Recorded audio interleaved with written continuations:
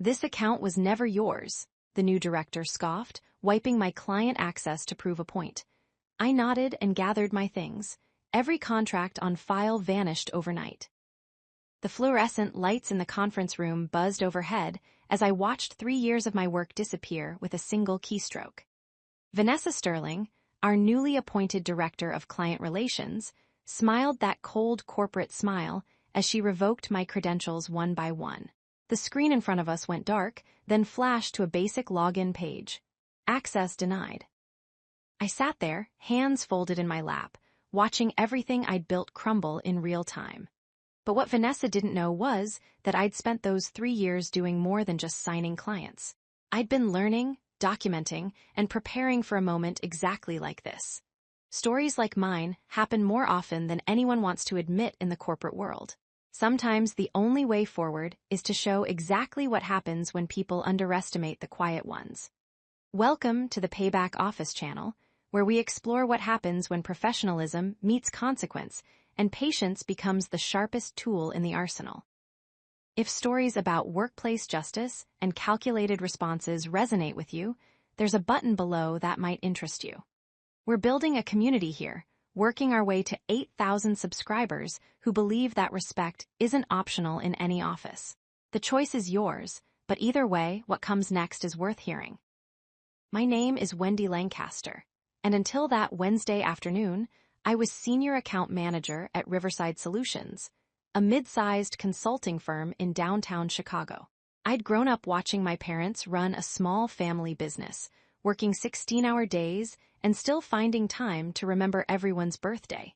That upbringing taught me something valuable. People matter more than profit margins, and loyalty flows both ways. I carried those lessons into every client relationship I built. But let me back up 6 months to when everything started unraveling. The email arrived on a Monday morning, subject line, Leadership Transition Announcement. Our previous director, Malcolm Hayes, was retiring after 22 years with the company. Malcolm was old school, the kind of leader who remembered your kid's soccer schedule and never took credit for his team's wins. His replacement would be Vanessa Sterling, poached from one of our competitors with promises of fresh perspective and aggressive growth strategies. I should have seen the warning signs at her first all-hands meeting. Vanessa stood at the front of the room in a designer suit that probably cost more than my monthly rent, clicking through a presentation titled Optimization and Accountability. Every third word was synergy or streamlining. She talked about eliminating redundancies and maximizing individual contributor metrics. Not once did she mention clients by name or ask about the relationships we'd spent years cultivating. After the meeting, I walked back to my desk with my colleague, Andre Mitchell. Andre had been with Riverside for 7 years, handling our technology sector accounts. He was already shaking his head.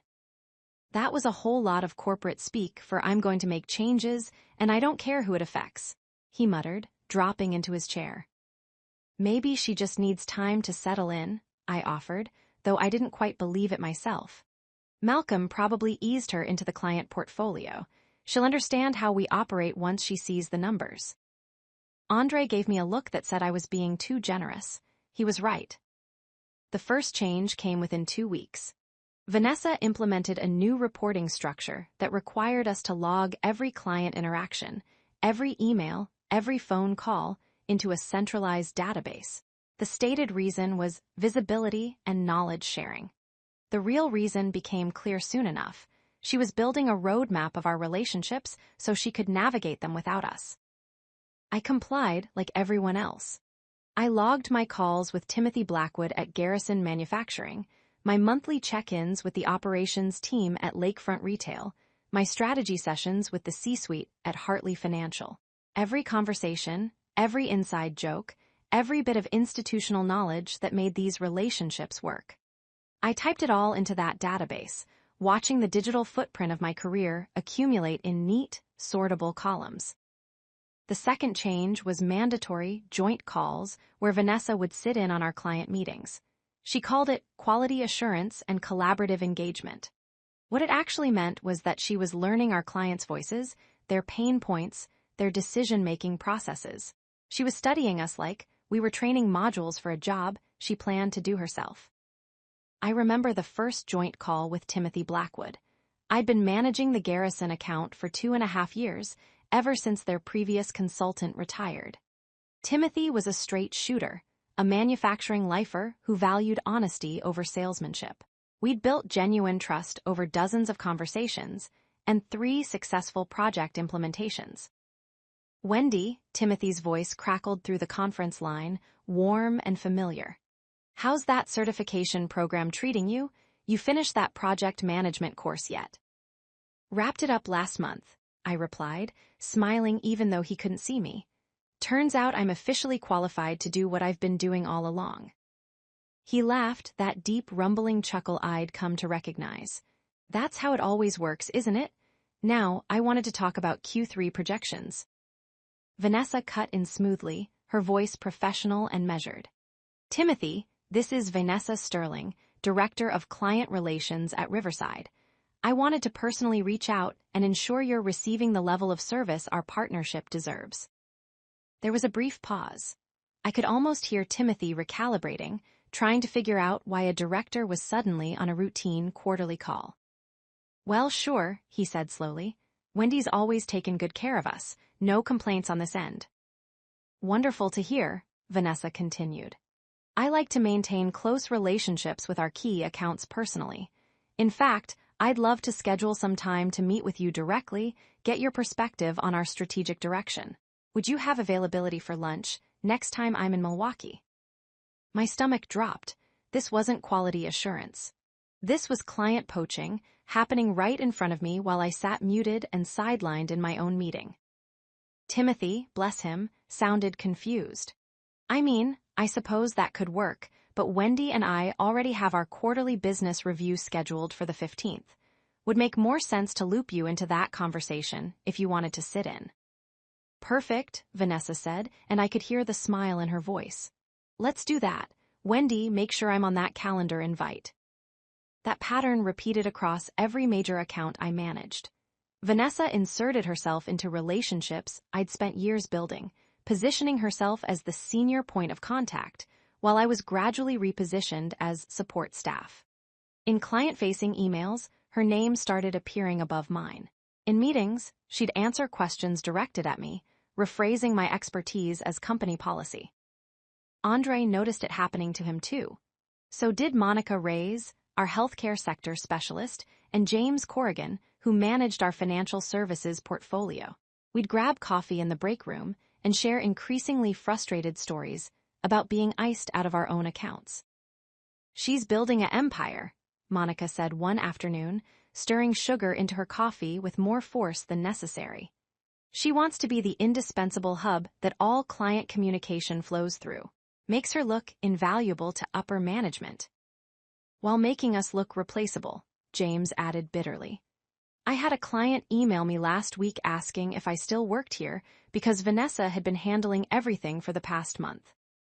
"We should document this," I said quietly. "All of it. Every time she reassigns a client meeting, every time she answers an email that was directed to us, every organizational chart change. If this goes where I think it's going, we'll need a paper trail." Andre raised an eyebrow. "You really think it's going to come to that?" I thought about the way Vanessa looked at us during team meetings, like we were line items on a budget sheet she was trying to optimize. "I think we should be prepared." I started keeping records that night. Nothing elaborate, just a simple spreadsheet with dates, times, and descriptions. March 14th, Vanessa rescheduled my call with Hartley Financial CFO without notification, conducted meeting without me present. March 22nd, client email thread with Lakefront Retail redirected to Vanessa's inbox, discovered when client called asking why I hadn't responded. The documentation grew week by week, but what I really needed was something more concrete, something that couldn't be dismissed as perspective or interpretation.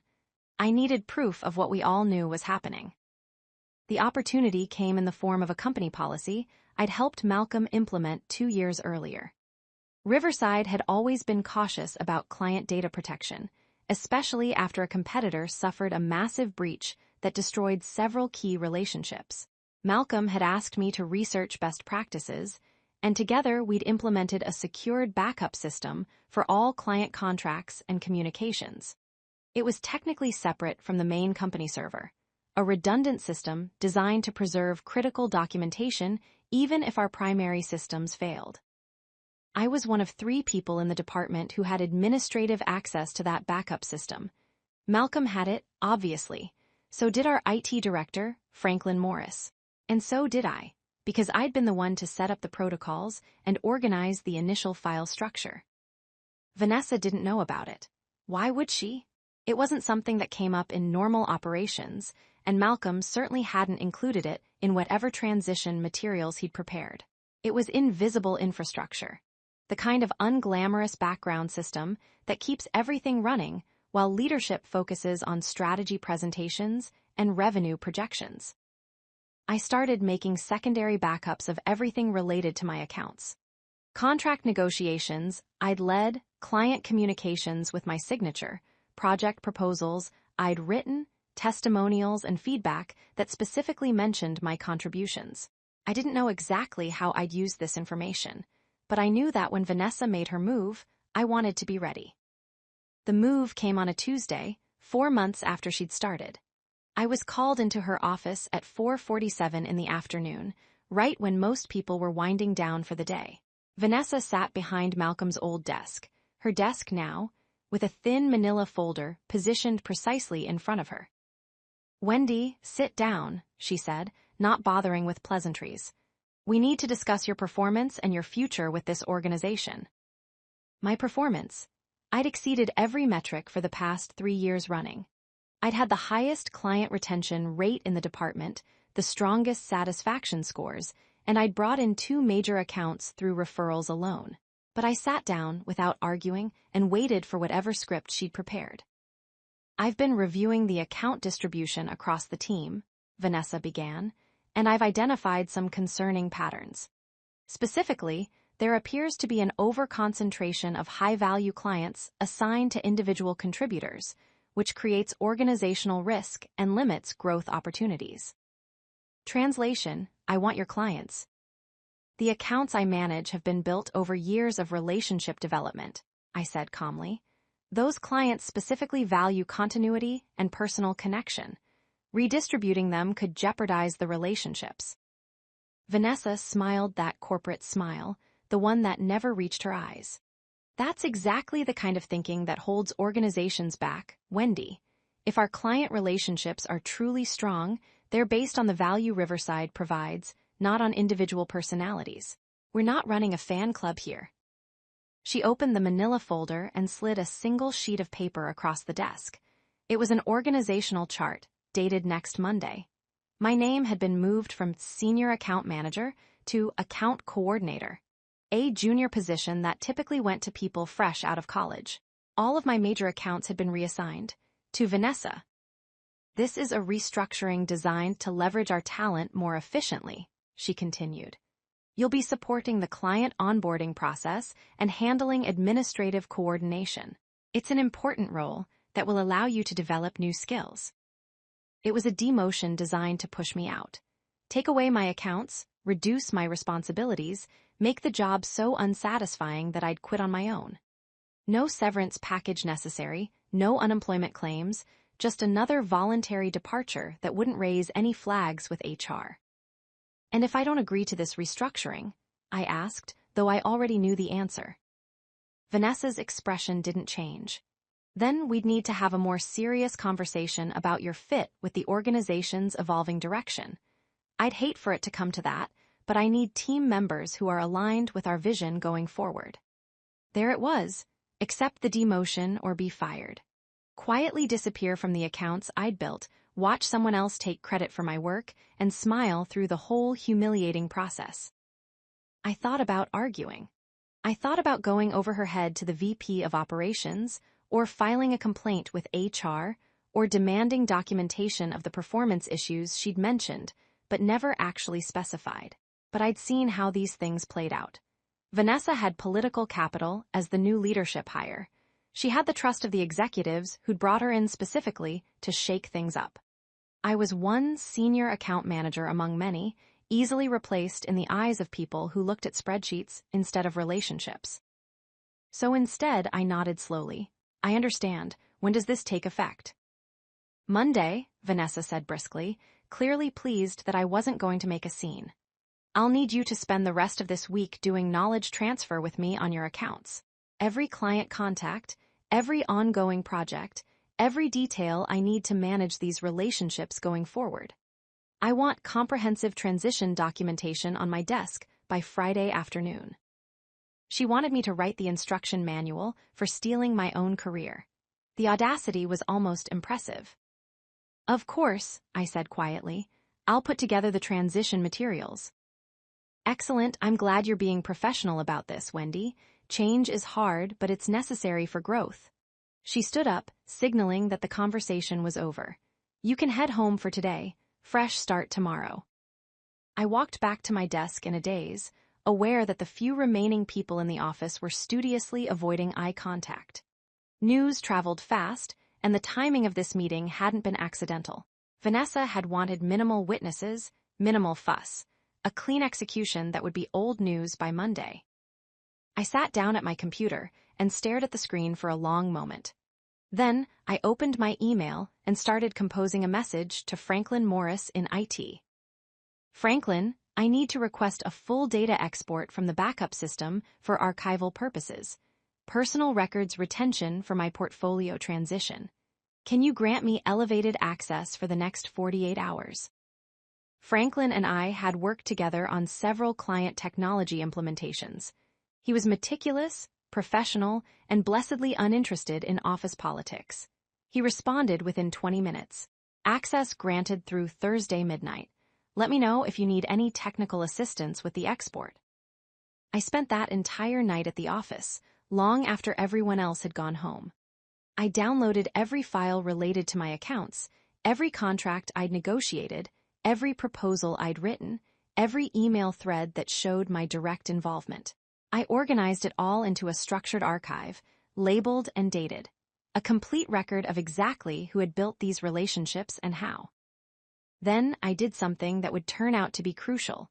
I requested the full contract files from the backup system, including all the original signed agreements with client specifications.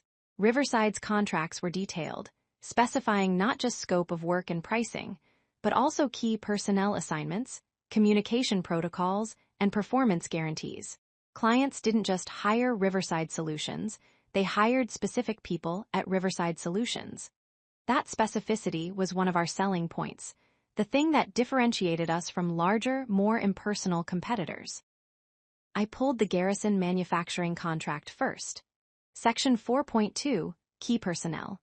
Account management and strategic consultation will be provided by Wendy Lancaster, Senior Account Manager, who will serve as primary point of contact for all deliverables outlined in this agreement. Lakefront Retail, Section 3.1. Client requests assignment of Wendy Lancaster as dedicated account manager, based on prior professional relationship and demonstrated expertise in retail sector consulting. Hartley Financial, Schedule A, Personnel Requirements. Riverside Solutions agrees to provide consistent account management through Wendy Lancaster for the duration of this agreement. Any changes to assigned personnel require written client approval and 30-day notice period. Contract after contract, the same language. Clients hadn't just been assigned to me randomly, they'd specifically requested me, or the contracts explicitly guaranteed my involvement. Vanessa wasn't just reassigning accounts for organizational efficiency. She was potentially violating the terms of active client contracts. I made copies of everything. Digital backups on 3 separate drives, physical printouts of the most critical contracts, a complete paper trail that existed entirely outside Riverside systems. Then I went home at 2 a.m. and slept for 4 hours before dragging myself back to the office to begin my knowledge transfer. Vanessa had blocked out the entire day Thursday for our transition meeting. We sat in a small conference room with her laptop, my notes, and a palpable sense of satisfaction radiating from her side of the table. She wanted to know everything: client personalities, decision-making processes, budget cycles, internal politics, ongoing concerns, future opportunities. She took notes in a leather portfolio, occasionally asking me to repeat details or clarify relationship nuances. I gave her everything she asked for. I was professional, thorough, and compliant. I walked her through 3 years of relationship building in 8 hours of detailed briefing. What I didn't mention were the contractual personnel requirements that made this entire transition potentially problematic. "This is excellent work, Wendy," Vanessa said as we wrapped up Thursday afternoon. "See how valuable you are when you're focused on supporting the broader team? This is exactly the kind of contribution I want to see in your new role." The condescension was thick enough to cut with a knife, but I just smiled blandly and nodded. Friday morning, I submitted my comprehensive transition documentation. 47 pages of account summaries, client profiles, and project status updates. Everything Vanessa needed to attempt managing my former accounts. Everything except the contract clauses that might cause her problems. Friday afternoon, I received calendar invitations for Monday morning. Back-to-back meetings with each of my major clients, Vanessa's name listed as the primary attendee, mine relegated to optional. The meetings were framed as introduction to your new primary point of contact. She was moving fast, establishing herself before clients had time to question the change or push back on the transition. That evening, I received another email, this one from an address I didn't immediately recognize. The sender was Timothy Blackwood, but it was coming from his personal email rather than his corporate one. "Wendy, got a weird meeting invite for Monday from your director. What's going on? You getting promoted or something? TB." I sat looking at that email for a long time before responding. Timothy deserved honesty, but I also needed to be strategic about how this played out. If I badmouthed Riverside or Vanessa directly, it could backfire. But if I simply provided information and let clients draw their own conclusions. "Timothy, organizational restructuring on our end. Vanessa will be your primary contact going forward. I'm transitioning to a different role. Please let me know if you have any concerns about the account management change. Best, Wendy." His response came back within minutes. "Different role, or did you get fired? Be straight with me." I smiled despite myself. Timothy didn't do corporate doublespeak. "Demoted, effectively. New leadership, new priorities, but I want to make sure Garrison gets the service you deserve regardless of internal politics. Your contract specifies certain personnel requirements. You might want to review Section 4.2 before Monday's call."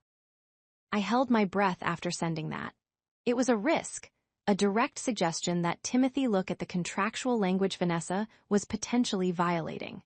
But it was also just factual information, a reminder about terms he'd already agreed to. Timothy's response was a single word: understood. I sent similar messages to 3 other clients, all carefully worded, all simply suggesting they review their contracts before accepting the account reassignments. Then I went home and waited for Monday. The explosion happened at 9:47 Monday morning. I was sitting at my new desk. They'd moved me to a smaller workspace near the copy machines, away from the senior account managers, when I heard Vanessa's office door slam. Her voice carried through the thin walls, sharp and frustrated, though I couldn't make out specific words. 10 minutes later, my desk phone rang. Vanessa's extension. "My office now." I walked the 50 feet to her door and knocked lightly. Vanessa was standing behind her desk, her laptop open in front of her, her expression thunderous. "Did you tell Timothy Blackwood to challenge his account reassignment?" The question came out clipped and aggressive. "I suggested he review his contract," I said calmly.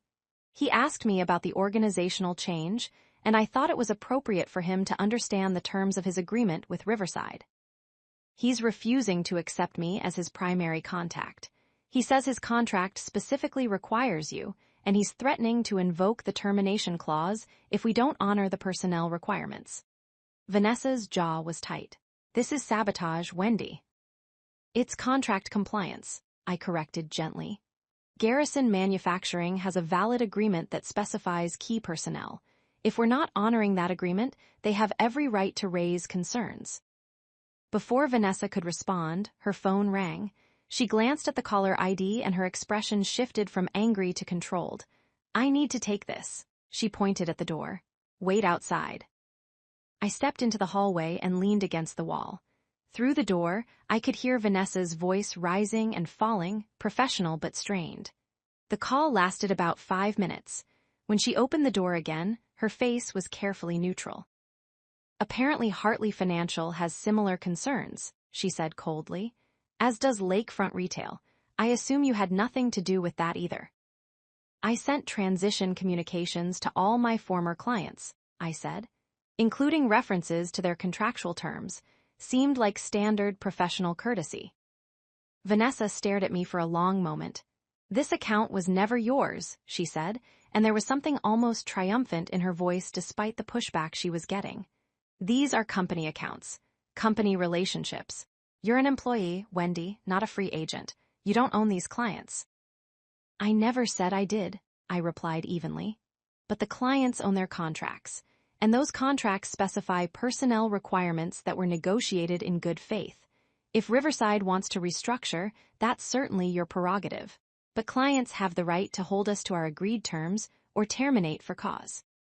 She knew I was right. More importantly, she knew that upper management would know I was right if these clients escalated their complaints. This wasn't just internal politics anymore. This was potential breach of contract, potential loss of revenue, potential embarrassment for the leadership team that had brought her in to drive growth. "Get out of my office," Vanessa said quietly. "And if you contact any more clients directly, I'll have you terminated for insubordination and interference with company business." I nodded and left.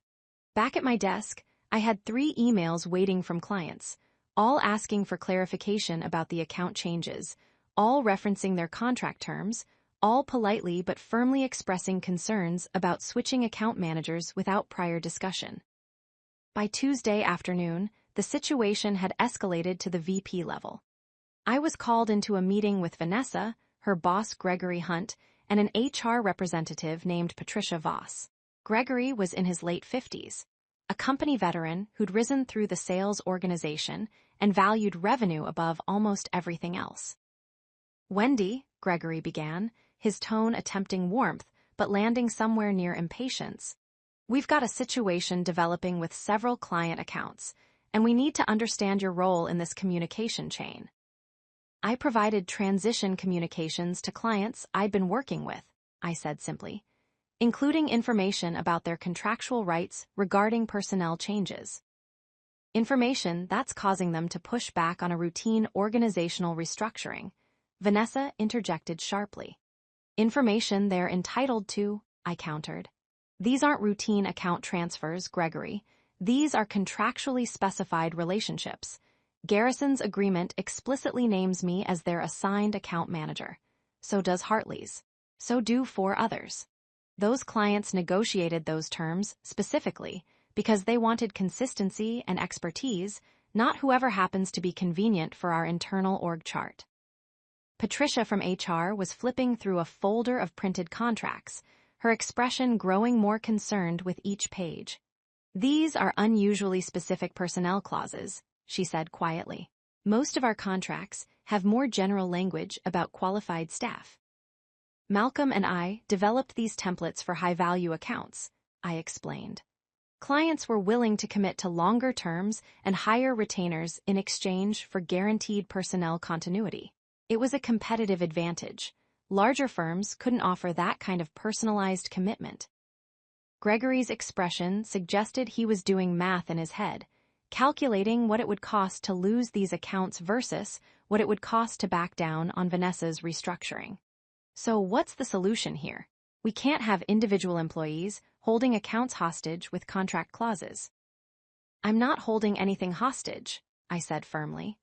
"I've been demoted and removed from these accounts despite contractual obligations that guarantee my involvement.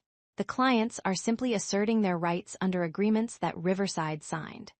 If we want to restructure, we need to either get client approval for personnel changes or offer contract amendments that address their concerns. Which would mean acknowledging that the restructuring violates our existing agreements," Vanessa said, her voice tight. and undermines my authority to manage my own department. It would mean following the contracts we negotiated, I said simply. The room went quiet. Patricia was still reading through contract language. Gregory was staring at a spot on the wall, clearly weighing options. Vanessa looked like she wanted to reach across the table and throttle me. Finally, Gregory spoke. All right, here's what's going to happen. Wendy, you're going to draft communication to these clean. TS explaining that Riverside is honoring the personnel commitments in their contracts. You'll remain as primary account manager for any contract that specifically names you. Vanessa will serve as executive oversight and escalation point, but day-to-day management stays with you. It was a partial victory, but Vanessa wasn't about to accept it quietly. That completely defeats the purpose of the restructuring. We're letting individual contributors dictate organizational structure based on outdated contract language.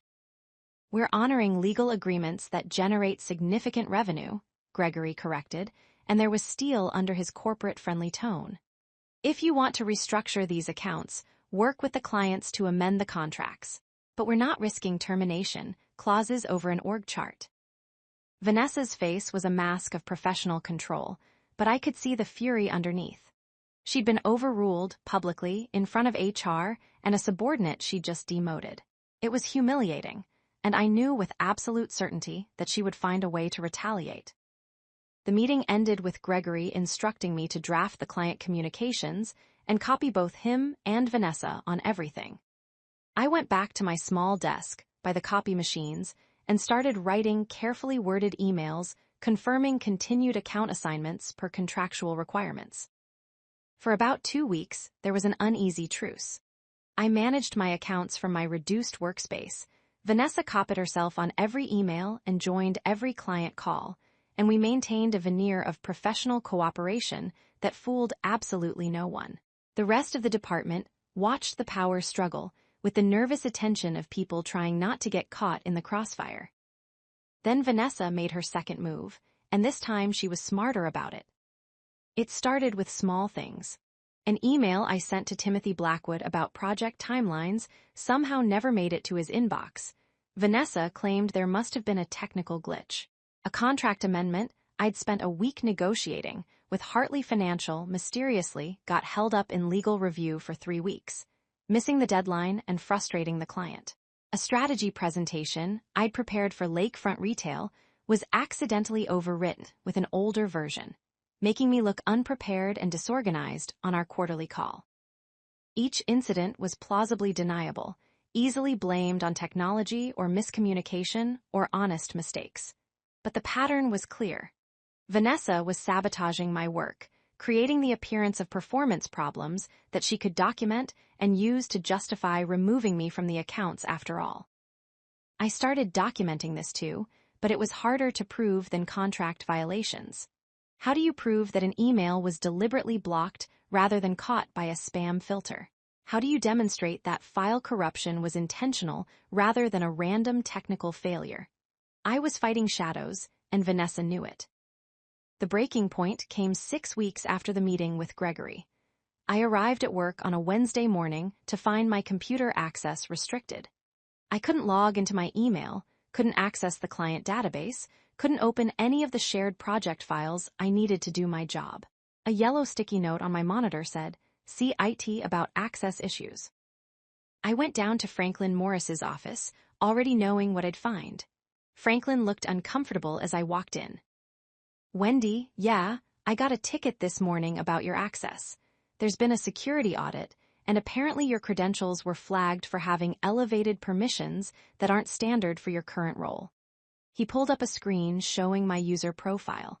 "You still have admin access to the backup system, and the security team is saying that needs to be revoked since you're not in a senior management position anymore." My stomach dropped. The backup system access was the last remaining piece of leverage I had, the documentation that proved my involvement in building these accounts. Without it, I was just another employee making claims about work that existed only in company databases Vanessa controlled. "Franklin, I need 24 hours before you revoke that access," I said urgently. There are personal performance records I'm entitled to retain, and I haven't finished archiving them. He looked genuinely sympathetic but shook his head. The ticket came from Vanessa, countersigned by Gregory. It's marked urgent, which means I'm supposed to action it immediately. I've already pushed it back a couple hours by waiting for you to come down and talk to me, but I can't sit on it longer than that without putting my own job at risk. Of course it was urgent. Vanessa had figured out that I had access to documentation outside her control, and she was moving to close that gap before I could use it against her. Give me 2 hours, I said. That's all I need. 2 hours to download my personnel file and performance reviews. That's employee rights, Franklin. I'm entitled to that information. He hesitated, weighing company politics against basic fairness. 2 hours, he finally agreed. But after that, I have to complete the ticket. And Wendy, whatever's going on between you and Vanessa, be careful. She's got friends in high places. I practically ran back to my desk and logged into the backup system before anyone could stop me. I had 2 hours to grab everything that mattered, everything that proved my case, everything that might protect me from whatever Vanessa was planning next. I downloaded performance reviews, client testimonials, project completion records, contract negotiations I'd led. Then I went one step further. I pulled the complete email archive for the past 6 months, including internal communications about the restructuring, about my demotion, about the client pushback on personnel changes. If this turned into a legal fight, I wanted every piece of evidence I could get my hands on. At the 90-minute mark, I started a final data pull. The full client contract database, every agreement currently in force, with all the personnel specifications and termination clauses. This was sensitive information, but it was also documentation of my work product and the obligations Riverside had made on my behalf. The download was processing when my desk phone rang. Vanessa's extension again. My office, immediately. I let the download finish, 30 more seconds, then transferred the files to a thumb drive and disconnected. When I walked into Vanessa's office, she was standing with her arms crossed, her expression colder than I'd ever seen it. I'm told you're accessing archived company files, she said without preamble. Files that contain confidential client information and proprietary business data. That's a serious breach of company policy, Wendy. I'm accessing my personnel records and documentation of work I've performed, I replied calmly. That's employee rights under Illinois law. You're accessing the backup system with admin credentials that you should have disclosed when you were reassigned, Vanessa countered. That's a security violation, and downloading client contracts without authorization is potentially theft of proprietary information. This was it, the setup I'd been waiting for, the trap Vanessa had been building toward. She was going to accuse me of data theft, use it to justify terminating me for cause, and eliminate both me and my contract protections in one move. Those contracts are documentation of my job responsibilities, I said steadily. I've taken no information that wasn't directly related to my work product and performance record. That's not your determination to make, Vanessa said, and now there was satisfaction creeping into her voice. I'm suspending you immediately pending an investigation into potential data breach and security violations. You'll surrender your building access, your computer, and any company property in your possession. HR will be in touch about next steps. Patricia from HR was standing in the doorway. She must have been waiting in the hallway, ready for this moment. She looked uncomfortable but resigned, another person following orders from above. Wendy, I'll need to escort you to collect your personal belongings, Patricia said quietly. We'll want to conduct this as professionally as possible. The perp walk. They were going to march me out of the building like a criminal in front of all my colleagues, while Vanessa watched and ensured everyone knew what happened to people who challenged her authority. I thought about arguing. I thought about demanding to speak to Gregory, or calling a lawyer, or refusing to leave until they provided documentation of specific policy violations. But I could see where this was headed. Vanessa had built her case carefully. Unauthorized system access, downloading confidential files, security violations. She had enough to justify termination, and even if I fought it, I'd spend months in legal proceedings while my career and reputation burned down around me. So instead, I did something Vanessa didn't expect. I smiled. "Of course," I said calmly. "I understand completely. This account was never mine, right? Let me gather my things." Vanessa's expression flickered. She'd been prepared for resistance, for anger, for the satisfaction of watching me fight and lose. My cooperation threw her off balance, just for a moment. I walked back to my desk with Patricia trailing behind me. Andre caught my eye from across the room, his expression concerned and angry. I gave him a tiny shake of my head. Not now. He subsided, but I could see the entire department watching, understanding that what happened to me could happen to any of them. I collected my coffee mug, the small succulent plant I kept by my monitor, a framed photo of my parents. My personal belongings fit in a small cardboard box. I handed over my building access badge, my company laptop, my desk phone. The thumb drive with 6 months of documentation stayed in my pocket, never mentioned, invisible to the security theater happening around me. "I'll walk you out," Patricia said, her voice professionally neutral but her eyes sympathetic.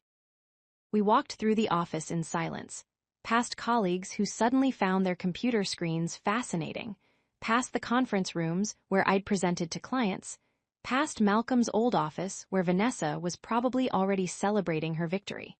The elevator ride down was endless, 37 floors of fluorescent lighting and pipe-tin music, while I held a box containing 3 years of my professional life. On the street outside Riverside's building, Patricia paused. "For what it's worth," she said quietly, "I think this was handled poorly, but I don't make those decisions." "I know," I said. "You're just doing your job." She nodded, relieved that I wasn't going to make this her problem, and went back inside. I stood on the sidewalk for a moment, watching the crowds of professionals hurrying past, everyone absorbed in their own corporate dramas and career trajectories. Then I went home, plugged in the thumb drive, and started planning. The documentation I'd pulled from the backup system was comprehensive. Contracts with personnel specifications, email chains showing Vanessa's deliberate sabotage, performance reviews that contradicted any claim of poor work quality, and most importantly, the complete record of which clients had specifically requested me versus which had been randomly assigned. It was a roadmap of relationship ownership, proof that these weren't just company accounts. They were partnerships I'd built through specific expertise and personal credibility. I spent 3 days organizing everything into a clear, logical presentation. Then I started making phone calls. Timothy Blackwood first. "Timothy, it's Wendy Lancaster. I need to inform you that I'm no longer with Riverside Solutions. There's been an organizational disagreement, and my employment was terminated last week." There was a long pause on the other end of the line. "They fired you?" Timothy's voice was incredulous. "After we specifically said we wanted you managing our account per contract terms." "The situation was complicated," I said carefully. "But I wanted to reach out personally because your contract with Riverside has specific personnel requirements.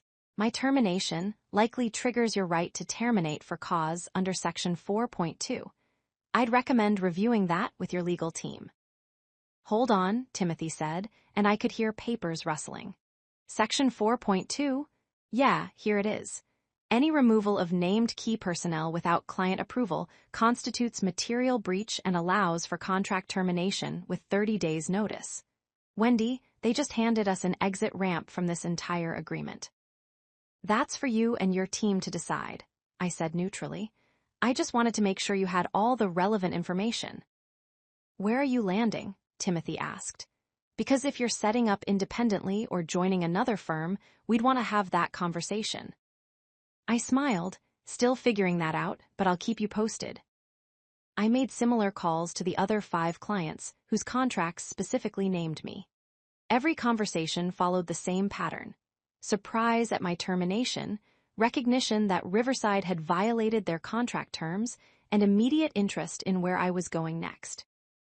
Then I did something that 3 months earlier would have seemed impossible. I called a lawyer. The attorney's name was Susan Hartwell, and she specialized in employment law and non-compete agreements. I'd found her through a professional association I belonged to, highly recommended for cases involving wrongful termination and contract disputes. "Miss Lancaster," Susan said after I'd laid out the situation, "do you have a non-compete agreement with Riverside Solutions?" I pulled out my employment contract and scanned through it. There's a non-compete clause, but it's limited to direct solicitation of Riverside clients for a period of 12 months following termination. "Did you solicit these clients, or did they ask where you were going?" "They asked," I said firmly. "I informed them of my termination and reminded them of their contractual rights. They independently expressed interest in working with me if I established alternative consulting services." "That's an important distinction," Susan said, and I could hear the smile in her voice. "Particularly since Riverside's termination of your employment appears to have triggered legitimate breach of contract claims from multiple clients. You didn't steal those relationships. Riverside violated the terms that created them. That significantly weakens any non-compete argument they might make. So I could potentially set up my own consulting practice and work with these clients without violating my employment agreement." "Potentially, yes, especially if the clients terminate their Riverside contracts for cause and then independently seek out your services. That's not solicitation, that's market response to Riverside's breach of their own client agreements." Susan paused. "How many clients are we talking about, and what's the annual revenue?" I looked at my spreadsheet. 6 clients with named personnel requirements in their contracts. Combined annual value of approximately $2.8 million in consulting fees. Susan whistled softly. "That's substantial. Riverside is going to fight hard to keep that revenue, which means they'll absolutely come after you with the non-compete. But if we can show that they caused the client departures through their own contract violations, we've got a solid defense. Plus, if they terminated you on questionable grounds related to data access that was part of your legitimate job responsibilities, we might have a wrongful termination claim that could invalidate the non-compete entirely." Over the next 2 weeks, I worked with Susan to build a comprehensive legal strategy.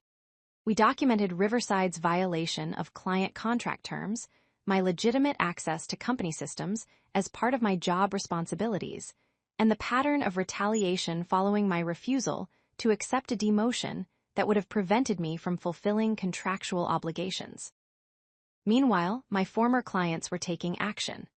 Garrison Manufacturing sent a formal termination notice to Riverside, citing material breach of contract due to removal of specified key personnel.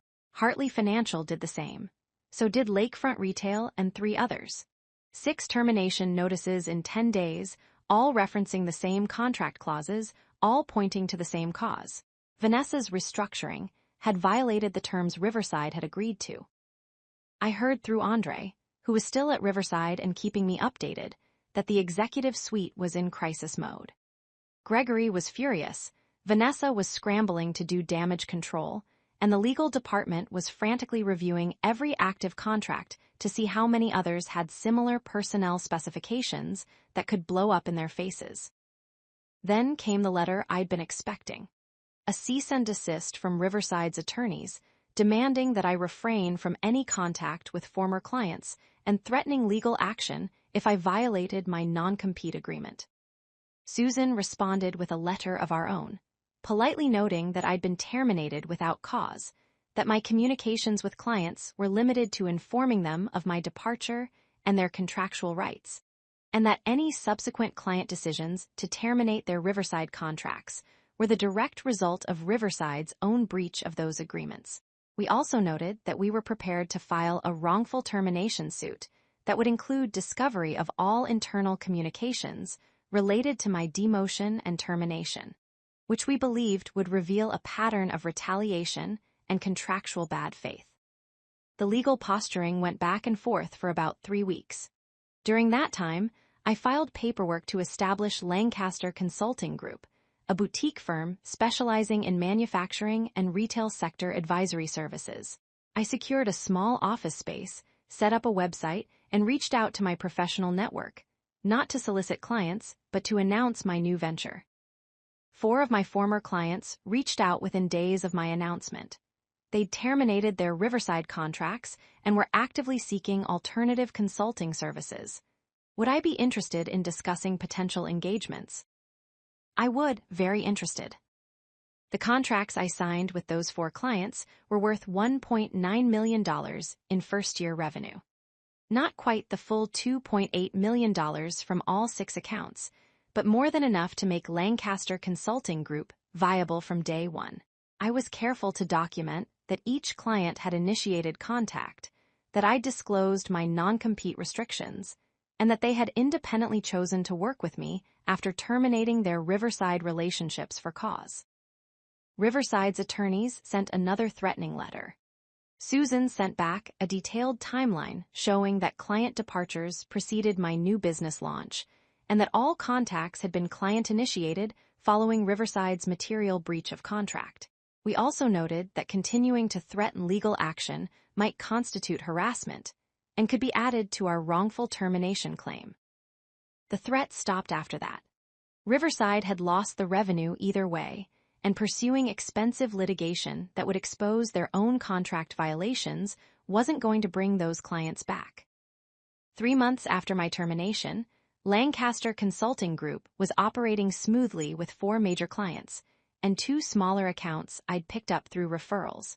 I'd hired 2 junior consultants, both former Riverside employees who'd left voluntarily after watching what happened to me and deciding they didn't want to work for Vanessa Sterling. Andre was one of them. I gave my notice this morning, he told me over coffee. Vanessa tried the same restructuring move on me last week, demoted my title, tried to take over my accounts, the whole playbook. But she forgot that I'd been talking to you about contract language. My clients have the same personnel specifications yours did. And let me guess, I said, grinning, your clients weren't happy about the change. 2 of them have already filed termination notices. The other 3 are waiting to see where I land. Andre grinned back. So, you hiring. Monica Reyes called 2 weeks later with a similar story. Vanessa's aggressive restructuring was backfiring across the entire department, with experienced account managers leaving and clients following them out the door. The fresh perspective and aggressive growth strategies were turning into a catastrophic retention crisis. I heard through my network that Gregory had quietly asked Vanessa to resign 6 months after I was terminated. The official story was that she was pursuing other opportunities, but everyone knew the truth. Her management approach had cost Riverside millions in lost revenue and destroyed relationships that had taken years to build. Malcolm Hayes, the retired director Vanessa had replaced, called me about 8 months after I'd started Lancaster Consulting. Wendy, I owe you an apology, he said without preamble. I retired and handed over the department to someone I didn't properly vet. I should have warned you, should have made sure the transition protected the relationships you'd built. Malcolm, you couldn't have known, I said, though I appreciated the acknowledgement. Vanessa interviewed well, had an impressive resume, and promised growth. On paper, she looked like a great hire.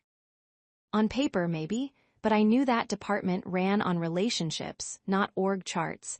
I should have fought harder to preserve that culture. He paused.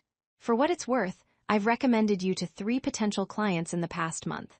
You deserved better than what happened, and I'm glad to see you landing on your feet. Those 3 referrals turned into 2 new contracts and expanded my business by another 30%. Lancaster Consulting Group closed its first year with $2.4 million in revenue and a client retention rate of 100%.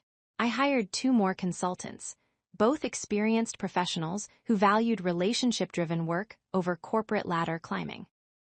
Timothy Blackwood became one of my strongest advocates, introducing me to other manufacturing executives and vouching for the kind of personalized service that larger firms couldn't match. You know what the difference is? He told a room full of industry colleagues at a conference where I was speaking. When I call Wendy, Wendy answers. Not her assistant, not some account coordinator reading from a script. When you build a relationship with her firm, you get her expertise directly. That's worth every dollar. Year 2 brought expansion into new sectors, strategic hires of specialists who shared my philosophy about client service, and revenue that exceeded what I generated for Riverside at triple my current overhead. I structured every consulting agreement with the same principle: named personnel, guaranteed continuity, and terms that protected both the client and the professionals doing the work. I ran into Vanessa once, about 18 months after she'd had me escorted out of Riverside's building. It was at an industry conference, one of those massive hotel convention centers where thousands of professionals mill around between panel discussions and networking receptions. I was heading to a workshop when I saw her coming from the opposite direction. She recognized me the same moment I recognized her. For a split second, her professional mask slipped and I saw genuine surprise, maybe even discomfort. Then she recovered, nodding politely as we passed each other in the crowded hallway. I nodded back, equally polite, and kept walking. There was nothing to say. She tried to take credit for my work, violated the client relationships I'd built, and pushed me out to advance her own agenda. And in doing so, she'd inadvertently given me the push I needed to build something better than I could have created while playing by corporate rules. That evening, I had dinner with Timothy, Andre, and Monica.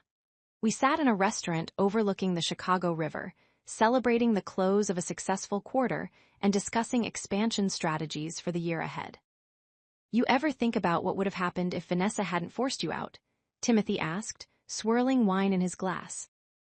I considered the question. Honestly, I'd probably still be at Riverside, managing accounts, hitting my targets, and wondering why I felt stuck despite doing everything right. Getting fired was the worst thing that happened to me professionally, and the best thing all at once. "That's because you were ready for it," Monica said. "You'd built real relationships, you understood the contracts, you documented everything. When she made her move, you had the foundation to fight back and build something new. Plus, you didn't let anger drive your decisions," Andre added. "You stayed strategic, used the system against itself, and let Riverside's own contract violations do the heavy lifting. That takes discipline most people don't have when they're getting screwed over." He was right. I could have burned bridges, badmouthed Vanessa publicly, or approached the situation with pure emotion instead of careful planning. But I'd learned from my parents' business that relationships matter more than winning individual battles, and that reputation gets built over years but can be destroyed in moments. "To strategic patience," I said, raising my glass, "and to knowing the difference between what's yours and what's theirs." "What's that supposed to mean?" Timothy asked, smiling. "Vanessa said this account was never yours," I explained. And technically, she was right. I didn't own those client relationships as property, but I'd built them through expertise, consistency, and genuine partnership. When she tried to take credit for that work, the clients knew the difference. The accounts weren't mine, but the relationships were. That's what she never understood. We clinked glasses, and I looked out at the city lights reflecting off the water. 3 years ago, I'd been a senior account manager at a mid-sized consulting firm, good at my job, but limited by someone else's vision and priorities. Now I ran my own company, worked with clients who valued what I brought to the table, and employed people who'd chosen to work with me because of how I operated, not just what I paid. Vanessa had tried to prove a point by wiping my client access, by demonstrating that I was replaceable and that the accounts belonged to the company, not to me. She'd succeeded in proving something, just not what she intended. She'd proven that relationships built on genuine value and contractual integrity can't be reassigned with a keystroke, and that underestimating quiet competence is a mistake that carries consequences. The contracts vanished overnight from my access, but they didn't vanish from existence. They stayed exactly where they'd always been, in the agreements I'd negotiated, the trust I'd built, and the professional reputation I'd earned through years of showing up and doing excellent work. When someone tries to take credit for something you've built, the temptation is to fight loudly, to make sure everyone knows the injustice of it. But sometimes the stronger move is to step back, let the work speak for itself, and trust that the people who matter will know the difference between performance and theater. Lancaster Consulting Group celebrated its 3rd anniversary last month. We're up to 12 employees, offices in Chicago and Milwaukee, and we're on track to break $5 million in revenue this year. every single client contract includes personnel specifications, continuity guarantees, and terms that respect both the client's needs and the professionals who serve them.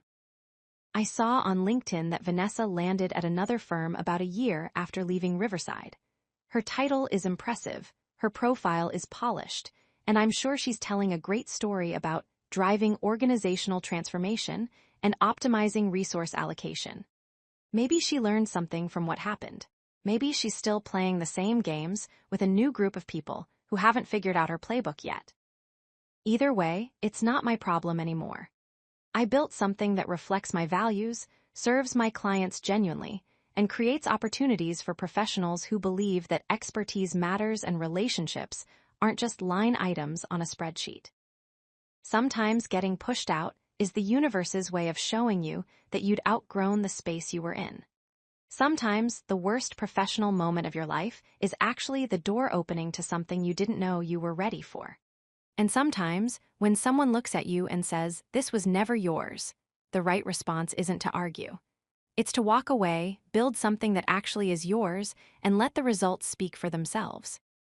That's the story of how I went from being escorted out of an office building with a box of personal belongings to running a multi-million-dollar consulting firm built on the relationships someone else thought they could claim with a few keystrokes. The accounts were never mine, but the work, the expertise, the trust, and the professional integrity that built those accounts, that was always mine. Vanessa couldn't take that, no matter how many times she clicked revoke access. If you've made it this far and stories like this resonate with you, that button we mentioned at the beginning is still there. We're building something here at the Payback Office channel, a community that understands that workplace justice isn't about revenge, it's about consequence, accountability, and the long game. We're close to that 8,000 subscriber goal, and every person who joins is someone who believes that professionalism and principles don't have to be mutually exclusive. The choice is yours, but I appreciate you being here for this story either way. 3 years ago, someone tried to prove that I was replaceable and that my work could be transferred like files in a database. They were wrong. And the company they built that assumption on lost millions of dollars learning exactly how wrong they were. I don't spend much time thinking about Vanessa anymore. I'm too busy building relationships, serving clients who value genuine partnership, and creating opportunities for professionals who believe that work should be more than just surviving corporate politics. But every once in a while, when I'm signing a new contract or celebrating a successful project, I think about that moment in the conference room when she revoked my access and smiled that cold corporate smile. I think about how certain she was that she'd won, how confident that the accounts were hers for the taking. And I smile too, but for entirely different reasons. Because the best payback isn't revenge. It's building something so successful that the people who underestimated you become a footnote in your origin story. It's turning the worst thing that happened to you into the catalyst for the best thing you ever built. That's what happened when Vanessa Sterling scoffed and said this account was never yours. She was right, it was never just an account. It was a relationship built on trust and expertise and years of showing up consistently. And relationships, unlike database access, can't be revoked with a keystroke. They can only be earned. And once earned, they follow the person who built them, not the title on the org chart. Vanessa learned that lesson the expensive way. I learned it too, but I got to build a company on that knowledge instead of watching millions in revenue walk out the door. 3 years later, I know which lesson I'd rather have learned.